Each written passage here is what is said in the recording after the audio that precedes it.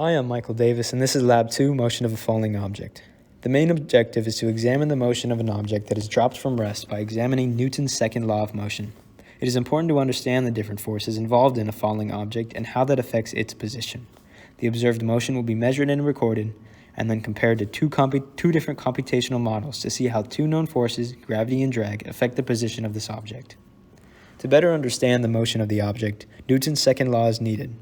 The second law states that the acceleration of an object depends on the net force acting on this object and its mass. This net force is the sum of all the forces acting on the object and can also be measured as a change in momentum over the change in time. The first force explored in this lab is the force of gravity, also expressed as the weight of the object. It is proportional to the object's mass and the Earth's gravitational constant, which is equal to 9.8 newtons per kilogram.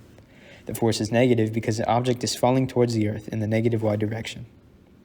If the object were falling in a vacuum, the gravitational force would be the only force acting on it. However, in the atmosphere, there is another force called the drag force that acts on the object as well. It is proportional to the square of the instantaneous velocity of an object times a proportionality constant.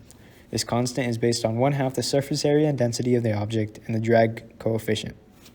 Since it depends on the square of the velocity, wherever the object accelerates, the drag force will increase as well. With these two forces added up, the net force can then be calculated.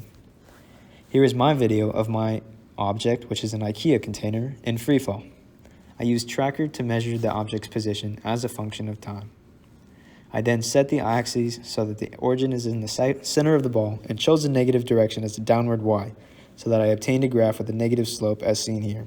Since the object is being dropped from rest, the initial velocity is 0 meters per second, and as predicted by the Newton's second law, the slope of the graph shows that there is no constant motion and that the object's speed increases with time. This can also be inferred from the tracked video, as the same increments of time throughout the video show larger displacements of my object.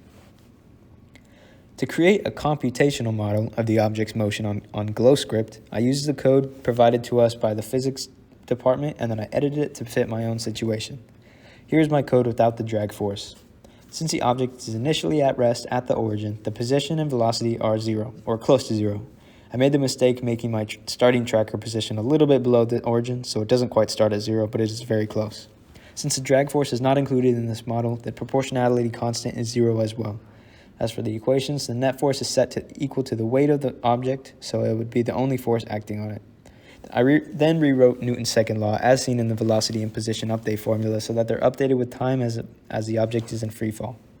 When the code is run, a graph and a table are given, which show the predicted positions of the object as it is released from rest, without taking the drag force into consideration.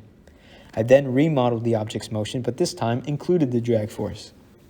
In this code for the second computational model, all components were kept the same except for the proportionality constant, which was calculated using the components previously mentioned, as well as using trial and error to find the correct proportionality constant that lined up with my observed video on tracker. As for the equations, the net force would now be equal to the sum of the weight and drag force, whose equation is highlighted as well.